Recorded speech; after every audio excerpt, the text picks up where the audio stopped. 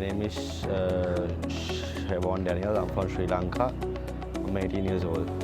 Yeah, actually, I started playing cricket when I was in small, around like 3 to 4 years. Actually, it's my brother played for Sri Lanka '19 as well. So I think from that onwards, my father all are playing cricket. I think that's why I started playing cricket. Yeah, I think it's a great opportunity for us as the youngsters for this PJL means like a good opportunity to showcase our talent. I think it's a great opportunity and I thank the Pakistan Cricket Board for giving this opportunity for us.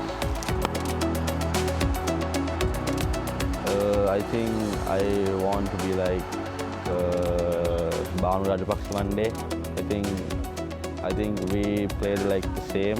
Like my teammates says that I play like Banu Rajapaksa. I think I want to be like him one day.